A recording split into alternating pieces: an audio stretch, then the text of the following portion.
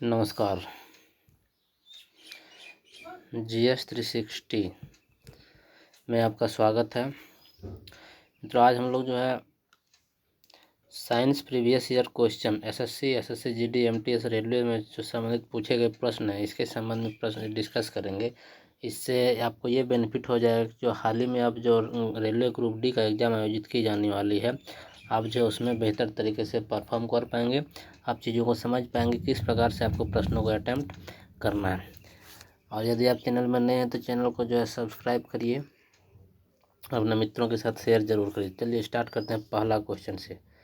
पहला क्वेश्चन ये है आपका, ये क्वेश्चन पूछा गया RRB 2005 में। कार्य का मात्रक है, तो कार्य का मात्रक होता है जूल। आप सभी को मालूम है कार्य का मात्रक क्या होता है, जूल। ये RRB 2005 में पूछा गया प्रश्न है, तो आप मात्रकों को जरूर याद करके जाइएगा। मात्रकों से 1 या 2 प्रश्न पूछने की संभावना होती है।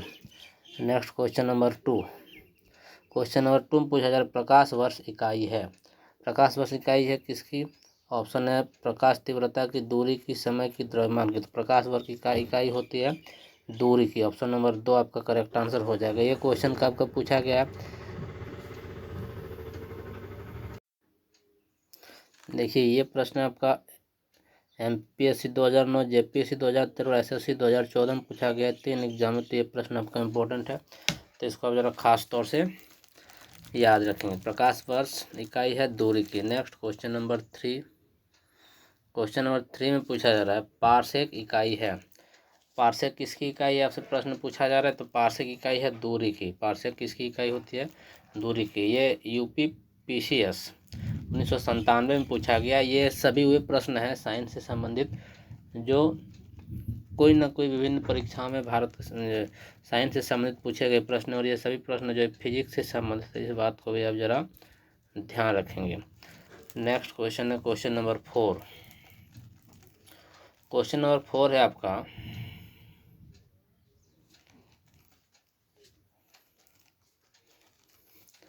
पास्कल इकाई है। पास्कल किसका इकाई है? तो ये अब सब ऑर्डिनेंस 2016, यूपी सब ऑर्डिनेंस 2016 में ये प्रश्न पूछा गया है। और पास्कल किसकी इकाई होती है? दाब की। तो ऑप्शन नंबर 2 आपका करेक्ट आंसर होगा। नेक्स्ट क्वेश्चन नंबर 5 की ओर बढ़ते हैं।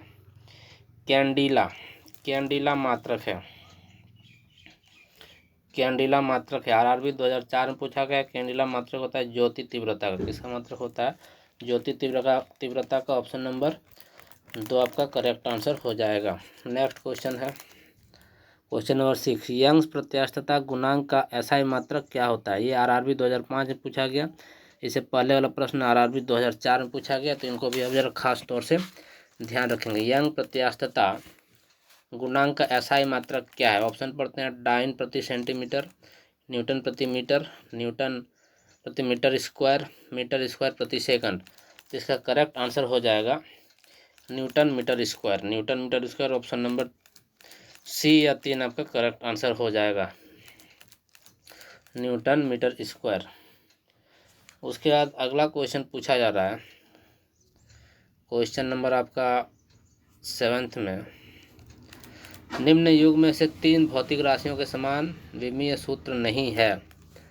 निम्न में से इन भौतिक राशियों के समान विमीय सूत्र नहीं है। ये आपका प्रश्न RRB 2002 में पूछा गया है। इसका करेक्ट आंसर हो जाएगा आपका बल एवं दाब। बल एवं दाब option number A correct answer हो जाएगा। Next question number 8।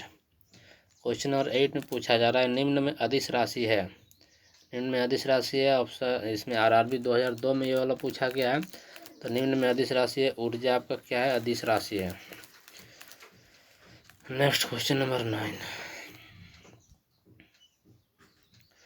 Question number 9 पूछा जा रहा है निम्न में सदिश राशि है। सदिश राशि पूछा गया, RRB 2004 में पूछा गया है। तो सदिश राशि से इसमें से वेग आपका करेक्ट आंसर हो जाएगा। सदिश राशि इसमें कौन वाला है? वेग है। उसके बाद नेक्स्ट क्वेश्चन बढ़ते हैं क्वेश्चन नंबर 10। क्वेश्चन नंबर 10 में पूछा जा रहा है पदार्थ के संवेग और वेग के अनुपात से कौन सी भौतिक राशि प्राप्त की जा सकती है? BPSC 2002 में पूछा गया है। तो जो इसका प्राप्त की जा सकती है द्रव्यमान। पदार्थ के संवेग और वेग के अनुपात, संवेग और वेग के अनुपात से जो है कौन सी भौतिक राशि प्राप्त की जाती है, तो द्रव्यमान इसका करेक्ट आंसर हो जाएगा ऑप्शन नंबर 3। नेक्स्ट क्वेश्चन है क्वेश्चन नंबर 11। क्वेश्चन नंबर 11 में पूछा जा रहा है शून्य में स्वतंत्र रूप से गिरने वाली वस्तुओं की होती है। ये आरआरबी 2002 में प्रश्न पूछा गया है। इसमें ऑप्शन चेक करते हैं। समान गति होती है, समान वेग होता है, समान त्वरण होता है, समान बल होता है। तो इसका करेक्ट आंसर हो जाएगा समान त्वरण होता है। शून्य से स्वतंत्र रूप से गिरने वाली वस्तु की त्वरण जो है समान होती है। ऑप्शन नंबर 3 आपका करेक्ट आंसर हो जाएगा। नेक्स्ट क्वेश्चन की ओर बढ़ते हैं। Question number 12। क्वेश्चन नंबर 12 में पूछा जा रहा है रॉकेट किस सिद्धांत पर कार्य करता है। आरआरबी 2003 में पूछा गया रॉकेट किस सिद्धांत पर कार्य करता है, तो इसका संवेग संरक्षण सिद्धांत पर रॉकेट कार्य करता है। ये आपका आरआरबी 2003 में पूछा गया, तो इसका आप ध्यान रखिएगा। रॉकेट जो किस सिद्धांत पर कार्य करता है, संवेग संरक्षण के सिद्धांत पर। आरआरबी 2003 में पूछा गया प्रश्न, इसको जो है विशेष तौर से ध्यान रखिएगा। Next question number 13। Question number 13 में पूछा जा रहा है घोड़ा यदि एकाएक चलना प्रारंभ कर दे तो घुड़सवार के गिरने की आशंका का कारण क्या है। तो आरआरबी 2002 में ये पहला प्रश्न पूछा गया है, तो इसका हो जाएगा विश्राम जड़त्व। ऑप्शन नंबर 3 करेक्ट आंसर हो जाएगा। अगला क्वेश्चन की ओर बढ़ते हैं। क्वेश्चन नंबर 14 की ओर। क्वेश्चन नंबर 14 में पूछा जा रहा है चलती हुई बस जब अचानक ब्रेक लगाती है तो उसमें बैठे हुए यात्री आगे की दिशा में गिरते हैं। इसको किसके द्वारा समझाया जा सकता है। एनडीए 2011 में पूछा गया है। तो ये प्रश्न भी आपके लिए अत्यंत ही महत्वपूर्ण है, कंसेप्चुअल प्रश्न है। तो ऑप्शन एक बार चेक करते हैं। ऑप्शन हो जाएगा सापेक्षता सिद्धांत, न्यूटन का पहला नियम, न्यूटन का दूसरा नियम, न्यूटन का तीसरा नियम। करेक्ट आंसर हो जाएगा न्यूटन का पहला नियम। जब बस चलती है अचानक ब्रेक लगाती है तो बैठे हुए यात्री आगे की दिशा में गिरते हैं। यह किस सिद्धांत पर कार्य करता है, न्यूटन का पहला नियम के सिद्धांत पर। Next question number 15। Question number 15 में आपसे पूछा जा रहा है बल गुणनफल है। बल किसका किसका गुणनफल होता है। बल गुणनफल होता है द्रव्यमान और त्वरण का। तो द्रव्यमान और त्वरण ऑप्शन में चेक करते हैं। ऑप्शन नंबर 2 आपका करेक्ट आंसर हो जाएगा। नेक्स्ट क्वेश्चन की ओर बढ़ते हैं। Question number 16। शरीर का वजन होता है। आरआरबी 2006 में पूछा गया। ऑप्शन चेक करते हैं। पृथ्वी की सतह पर सभी जगह समान होता है, गलत। ध्रुवों पर अधिकतम होता है, आपका करेक्ट आंसर हो जाएगा 2 नंबर पॉइंट, 2 नंबर ऑप्शन। जो शरीर का वजन होता है वो ध्रुवों पर अधिकतम होता है, मैक्सिमम होता है। नॉर्थ पोल में, नॉर्थ पोल और साउथ पोल, इसमें जो अधिकतम होता है। तो इसको आप जरा विशेष ध्यान रखिएगा। ऑप्शन नंबर 2 आपका इसमें करेक्ट आंसर हो जाएगा। नेक्स्ट क्वेश्चन नंबर 17 की ओर बढ़ते हैं। ये टाइपिंग मिस्टेक है, इसको जरा आप समझ लीजिएगा। किसी मनुष्य का भार पृथ्वी पर यदि 600 न्यूटन है तो चंद्रमा पर उसका भार कितना होगा। मेट्रो रेल 2002 में पूछा गया है। तो चंद्रमा पर उसका भार हो जाएगा 100 न्यूटन। ऑप्शन नंबर 4 आपका करेक्ट आंसर हो जाएगा। नेक्स्ट क्वेश्चन नंबर 17 की ओर बढ़ते हैं। क्वेश्चन नंबर 17 में पूछा जा रहा है 1 किलोग्राम राशि का वजन होता है। आरआरबी 2002 में पूछा गया है 1 किलोग्राम राशि का वजन होता है 9.8 न्यूटन, 9.8 न्यूटन।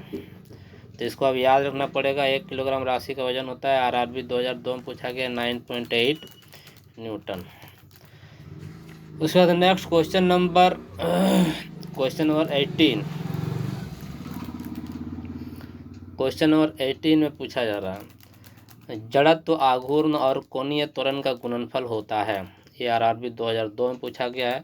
जड़त्व आघूर्ण व कोणीय त्वरण का गुणनफल को टार्क कहते हैं। क्या कहते हैं, टार्क। तो इसको आप जरा विशेष ध्यान रखिएगा। ऑप्शन नंबर 2 आपका करेक्ट आंसर हो जाएगा।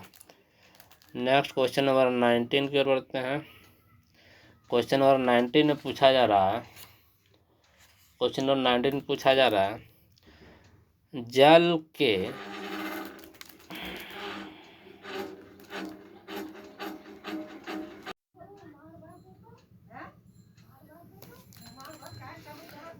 के आयतन में क्या परिवर्तन होगा यदि तापमान 9 डिग्री सेल्सियस से गिराकर या घटकर 3 डिग्री सेल्सियस कर दिया जाता है। ये आपका UPPCS 1997 में प्रश्न पूछा गया, तो इसका क्या आंसर हो जाएगा? आयतन आयतन पहले घटेगा और बाद में बढ़ेगा। इसका आंसर हो जाएगा आयतन पहले घटेगा और बाद में बढ़ेगा। ऑप्शन नंबर 3 आपका इसका करेक्ट आंसर हो जाएगा। Next question number 20। Question number 20 पूछा गया, एक बीकर में पानी पर बर्फ तैर रही है। जब बर्फ पूर्णतः पिघल जाएगा तो बीकर में पानी का तल क्या होगा, बढ़ेगा या घटेगा, ये पूछा जा रहा है। RRB 2004 में पूछा जा रहा है, तो इसमें जो है उतना ही रहेगा, कोई परिवर्तन नहीं होगा। ऑप्शन नंबर सी आपका करेक्ट आंसर हो जाएगा। Next question number 21। जब किसी बोतल में पानी भरा जाता है और उसे जमने दिया जाता है तो बोतल टूट जाता है, क्योंकि जब पानी जमने पर फैलता है। ऑप्शन नंबर 1 आपका करेक्ट आंसर हो जाएगा। Next question number 22। Question number 22 में पूछा जा रहा है, सड़क पर चलने की अपेक्षा बर्फ पर चलना कठिन होता है, क्योंकि ये क्वेश्चन आपका UPPCS 1994 में पूछा गया है। सड़क पर चलने की अपेक्षा बर्फ पर चलना कठिन होता है क्योंकि जो है बर्फ में सड़क की अपेक्षा घर्षण कम होता है। ऑप्शन नंबर 4 आपका करेक्ट आंसर हो जाएगा। बर्फ में सड़क की अपेक्षा घर्षण कम होता है। ऑप्शन नंबर 4 करेक्ट आंसर हो जाएगा। नेक्स्ट क्वेश्चन नंबर 23 की ओर बढ़ते हैं। Question number 23। क्वेश्चन नंबर 23 में पूछा जा रहा है, एक नदी में चलता हुआ जहाज समुद्र में आता है, तब जहाज का स्तर पहले जितना होगा, थोड़ा ऊपर आएगा, थोड़ा नीचे आएगा, ऊपर या नीचे होगा, जिसमें पड़े हुए भार पर निर्भर करता है। तो इसमें आंसर हो जाएगा आपका थोड़ा ऊपर आएगा। Option number 2 correct answer. CD से 2004 में प्रश्न पूछा गया है। Next question number 24। Question number 24 में पूछा जा रहा है, लोहे की कील पारे में क्यों तैरती है जबकि यह पानी में डूब जाती है। UPPCS 1994 में प्रश्न पूछा गया है, तो इसका कारण लोहे का घनत्व पानी से अधिक है तथा पारे से कम, क्योंकि लोहे का घनत्व पानी से अधिक होता है और पारे से कम होता है। ऑप्शन नंबर 3 आपका इसमें करेक्ट आंसर हो जाएगा। नेक्स्ट क्वेश्चन नंबर 25 की ओर बढ़ते हैं। क्वेश्चन नंबर 25, पानी का घनत्व अधिकतम होता है। BPSC 1998 में प्रश्न पूछा गया है। पानी घनत्व अधिकतम होता है 4 डिग्री सेल्सियस पर, तो 4 डिग्री सेल्सियस ऑप्शन नंबर 2 में आपका है, तो ऑप्शन नंबर 2 आपका करेक्ट आंसर इसमें हो जाएगा। Next question number 26। Question number 26 में पूछा जा रहा है, वस्तु की मात्रा बदलने पर अपरिवर्तित रहता है। UPPCS 1992 में पूछा गया है, तो उसका घनत्व अपरिवर्तित रहता है। इसका 26 का 4 आपका करेक्ट आंसर हो जाएगा। Question number 27। क्वेश्चन नंबर 27 पूछा जा रहा है, समुद्र में प्लवन करते हुए आइसबर्ग का कितना भाग समुद्र की सतह से ऊपर रहता है। UPPCS 1992 में पूछा जा रहा है, तो 1/9 भाग जो है समुद्र की सतह से ऊपर रहता है और बाकी 8 भाग समुद्र की सतह के नीचे रहता है। नेक्स्ट क्वेश्चन नंबर 28 पूछा जा रहा है। क्वेश्चन नंबर 28, बर्फ के 2 टुकड़ों को आपस में दबाने पर टुकड़े आपस में चिपक जाते हैं, क्योंकि RRB 2004 में ये प्रश्न पूछा गया है। बर्फ के 2 टुकड़े आपस में दबाने पर टुकड़े आपस में चिपक जाते हैं, क्योंकि RRB 2004 में ये प्रश्न पूछा गया। अत्यंत ही महत्वपूर्ण है, तो ऐसे प्रश्नों को आप लोग जो फटाफट से नोट करते हुए चलिए किस प्रकार के प्रश्न जो है बनते हैं। तो दाब अधिक होने से बर्फ का गलनांक घट जाता है। दाब अधिक होने से बर्फ का गलनांक घट जाता है। ऑप्शन नंबर ए या 1 आपका इसमें करेक्ट आंसर हो जाएगा। Next question number 29।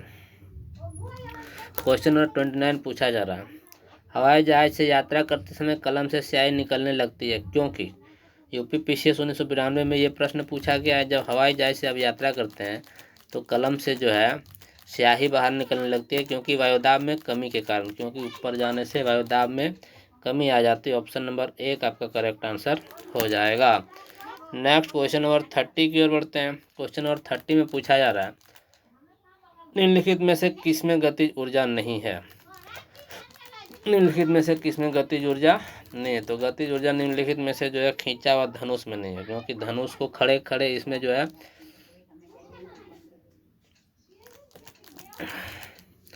ये आपका करेक्ट आंसर हो जाएगा। खींचा हुआ धनुष में गतिज ऊर्जा नहीं, ऑप्शन नंबर 4 आपका करेक्ट आंसर हो जाएगा। तो ये रहा आपका आज के 30 महत्वपूर्ण प्रश्न। तो जरा इसमें 30 महत्वपूर्ण प्रश्न कैसा लगा आपको सेशन कमेंट सेक्शन में लिख के भेजिए।